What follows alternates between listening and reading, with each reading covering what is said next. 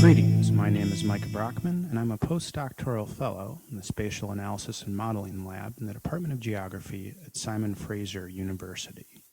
The title of my talk today is Modeling of Emergency Evacuations in an Urban Setting, a Network Science Approach.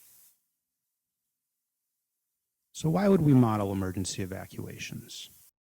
Mathematical models are used to inform decision-making during both the planning and operations phases of emergency evacuations.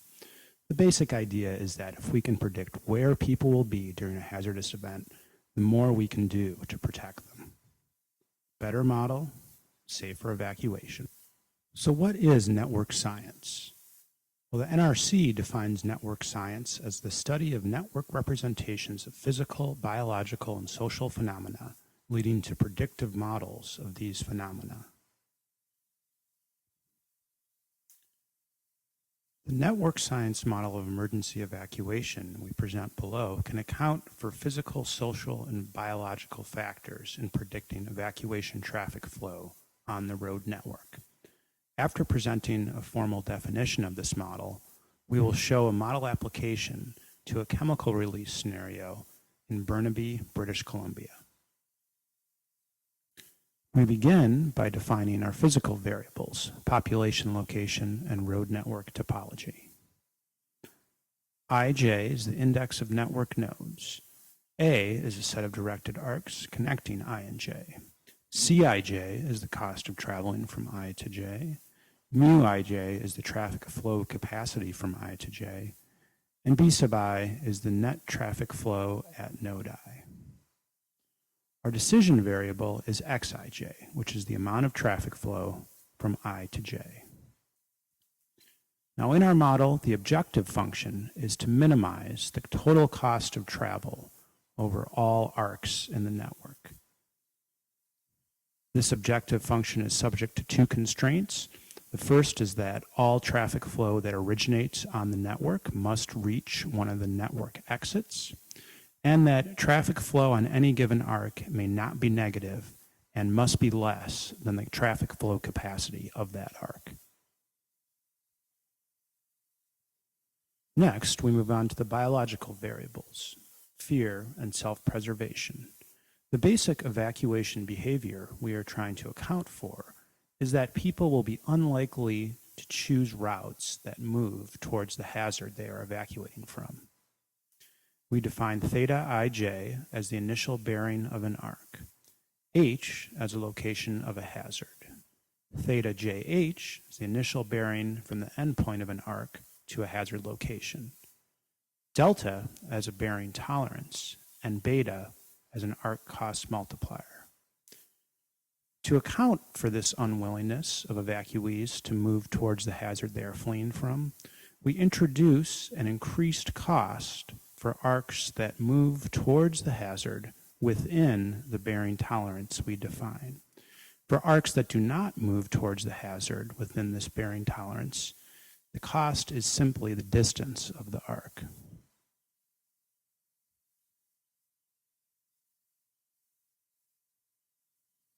In addition to being unwilling to move towards the hazard they are evacuating from, it is also unlikely that evacuees will choose to use road segments that have been directly affected by the hazard.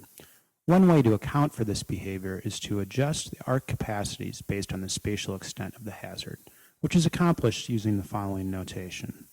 Phi represents the total number of evacuating vehicles on the road network. N is a number of hazard threat zones, and M is a threat zone arc capacity scaling factor.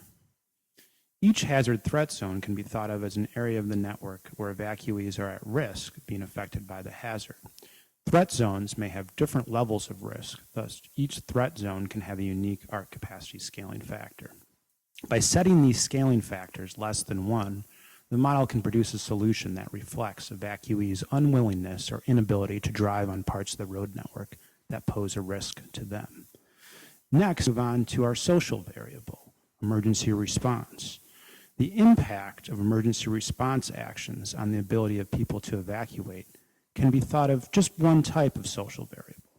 Other social variables that might be accounted for in future iterations of the model could include interpersonal communications, the actions of community organizations, or other societal constructs that may influence behavior during an evacuation. During a main emergency, police, firefighters, and ambulances are often trying to reach the same areas that are being evacuated. Roads heavily used by these first responders will not be able to support the same amount of evacuation traffic flow as roads that are unimpeded. To account for the impact of first responder traffic or other emergency response actions, the capacity of these roads can be adjusted in a similar manner to the roads that are located in hazard threat zones. In this variable definition, R is a hazard response arc capacity scaling factor, which is used in the same manner as the threat zone arc capacity scaling factors. After one or more road segments is identified as being heavily used by first responders, the arc scaling factors can be set so that the model solution reflects the reduced capacity of those road segments for evacuation traffic flow.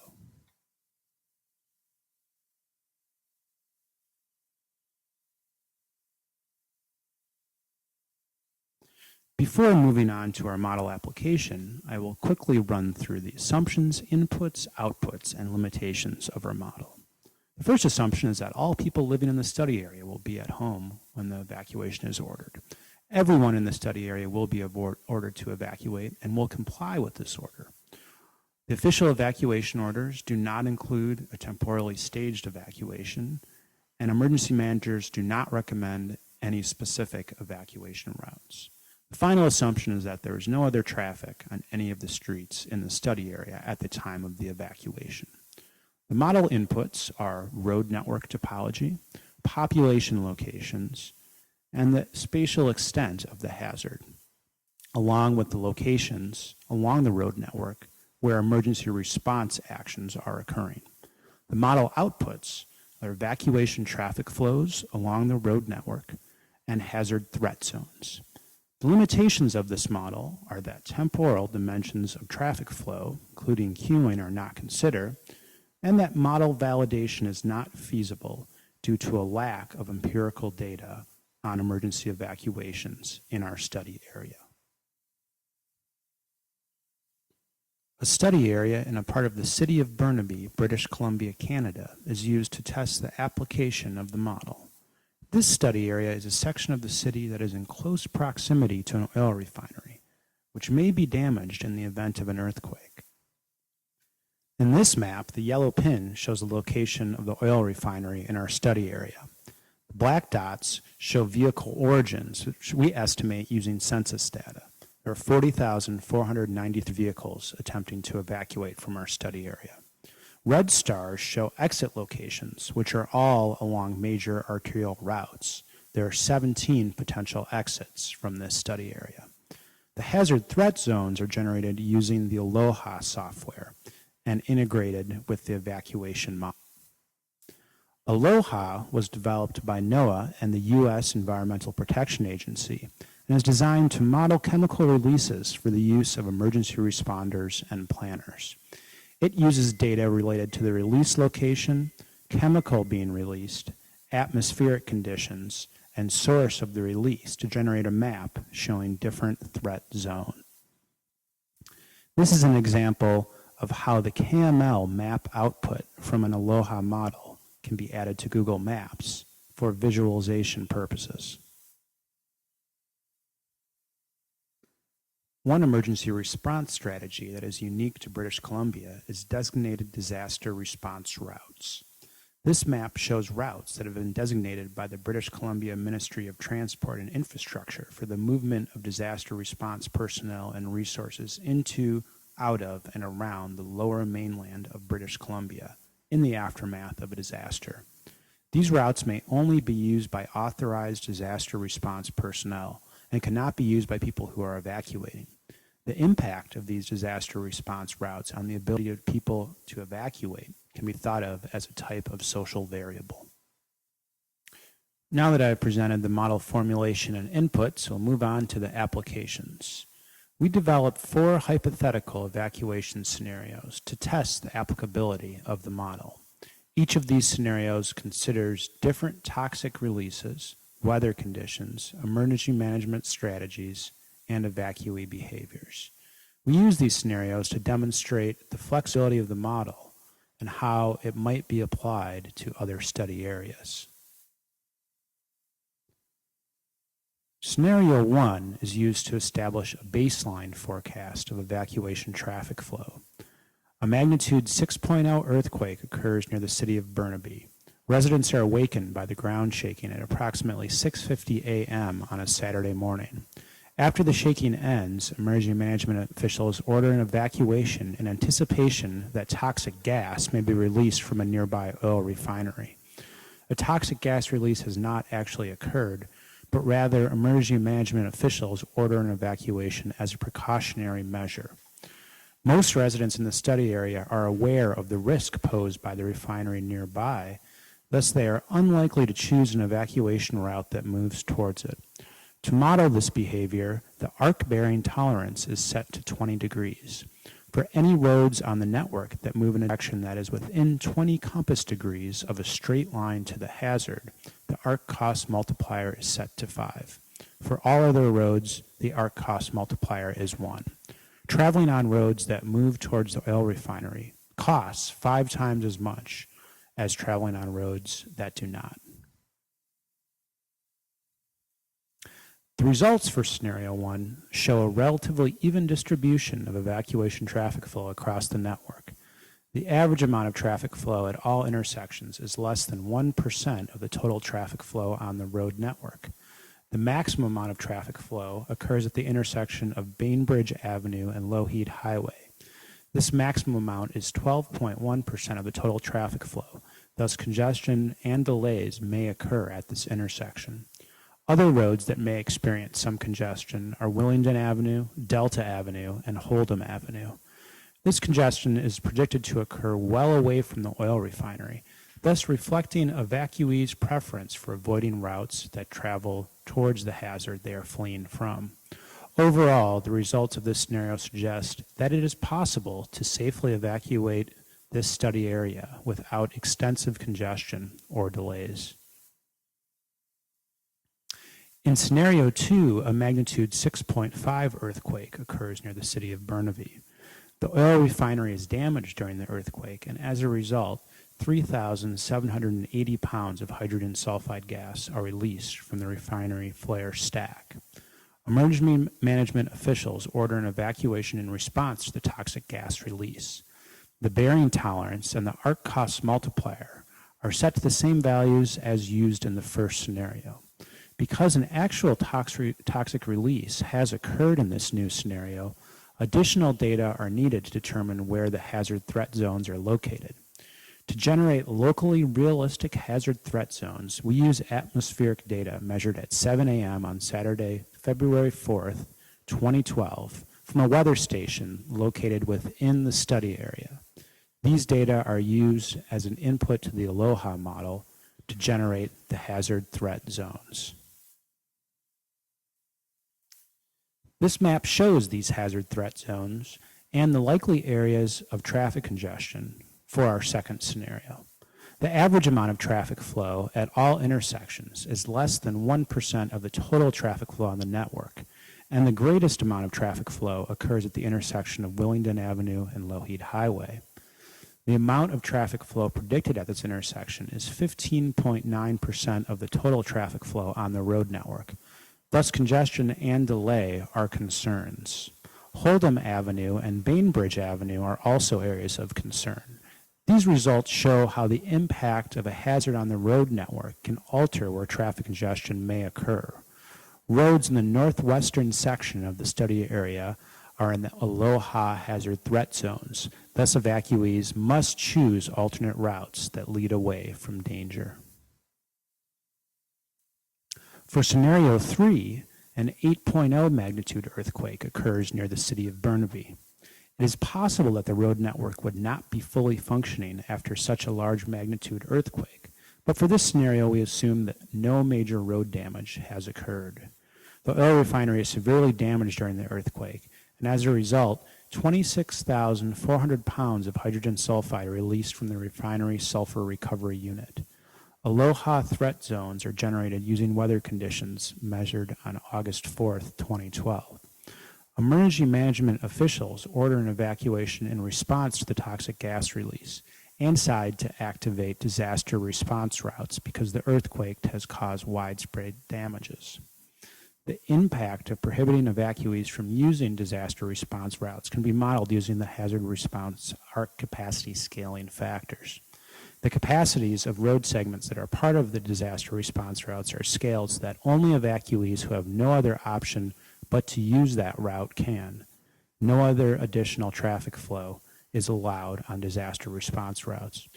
Threat zone arc capacity scaling factors are set to the same values as we used in the second scenario. The results for scenario 3 indicate that the average traffic flow at all intersections is 1.2% of the total traffic flow on the road network. This value reflects the traffic flow restrictions due to the impact of the hydrogen sulfide release and the activation of disaster response routes. The maximum percentage of predicted traffic flow occurs at the intersection of Delta Avenue and Lougheed Highway. This percentage is 29.9% of the total traffic flow, a value that indicates that severe congestion or complete gridlock may occur at this intersection. This map also shows that heavy traffic congestion may form on a long stretch of Delta Avenue, part of which is within the yellow hazard threat zone. This part of the road network may be of special concern to emergency managers because vehicles that are attempting to evacuate may be stuck while in close proximity to a hydrogen sulfide plume. For scenario 4, an 8.0 magnitude earthquake occurs. The oil refinery is severely damaged during the earthquake, and 26,400 pounds of hydrogen sulfide are released from the refinery sulfur recovery unit. The Aloha threat zones are generated for weather conditions measured on April 7, 2012. Emergency management officials order an evacuation in response to the toxic gas release and activate disaster response routes. As a result of the earthquake, a section of elevated SkyTrain track collapses. Due to debris scattered on the roadway, no vehicles can use this stretch of road. Thus, it has a traffic flow capacity of 0. For all other parts of the road network, the hazard threat zone and hazard response arc capacity scaling factors are set to the same values as in the previous scenario.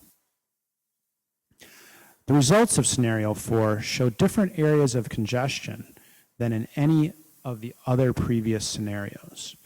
One reason for this is that different weather conditions have caused the hydrogen sulfide plume to affect a different area of the road network. Gilmore Avenue, Springer Avenue, and Burnaby Mountain Parkway are the streets for which the worst traffic congestion is forecast. The average amount of traffic flow at all intersections is 1% of the total traffic flow on the road network, while the maximum amount of traffic flow is 31.3% at the intersection of Gilmore Avenue and Lougheed Highway. These values reflect the combined impact of the hydrogen sulfide plume, activation of the disaster response routes, and damage to the road network caused by the SkyTrain collapse. As in the previous scenario, some areas of congestion are forecast to occur within the yellow threat zone area, and one area of severe congestion is along Springer Avenue, which is extremely close to the hydrogen sulfide plume.